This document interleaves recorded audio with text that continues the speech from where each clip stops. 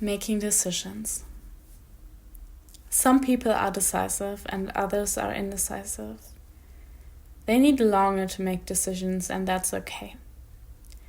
But maybe there are times where you find yourself in situations where you have to make a decision, but you're not able to do so. Or maybe you want to change your life, leave your comfort zone, but you don't know where to begin. When I'm in those states of life, I feel numb, I feel hopeless. I cry because I do not know what to do.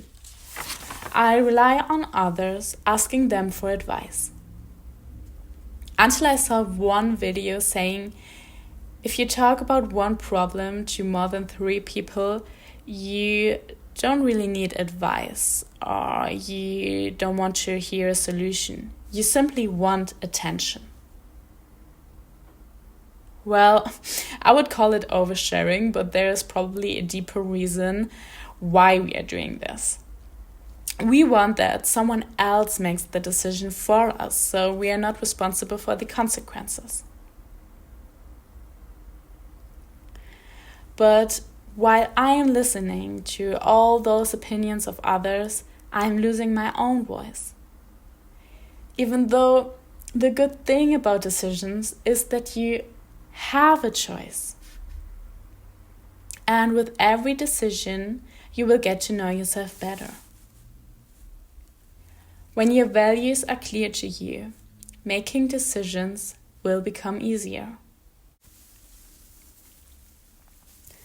And indecision is a decision.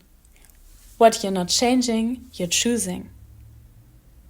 I'm sure you heard the saying, closes one door, opens another. But if you're waiting in the entry hall for too long, all of the possible doors will close because you couldn't decide which one to enter. I get that sometimes you really don't know which one to enter. Then listen to Margot Robbie's advice. Just do anything. Anything will lead to something else. You just gotta get out there and take a chance. I also have an advice for you. You need a little bit of trust in the universe, here and there. And the opposite of fearing the future is hope, feeling hopeful. So instead of telling yourself, I'm afraid of this and that, I'm afraid of the exam tomorrow, what if I learn the wrong things? Tell yourself, I hope I can use my knowledge and strength tomorrow, and I will be proud of me. Because you are what your brain is telling your body. And since we are talking about feeling hopeful, you should always trust your gut. I always do a good and long pro and con list, and it always helps me to put my thoughts on paper and get an overview of the possibilities I have.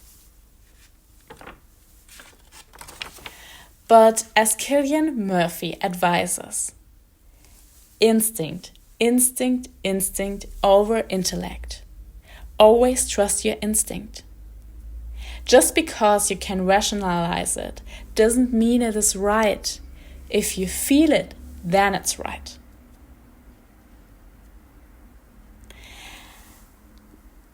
As Hermann Hesse wrote in a letter to a young artist, if you find something close to your heart that is able to replace music for you, even just for a short period of time, you should keep it. You should keep going. Where we find something that is like music to us, we should stay, because there's nothing more desirable in life than the feeling of music, the state of flow and the rhythm of life. So the next time you're not able to decide, remember my words.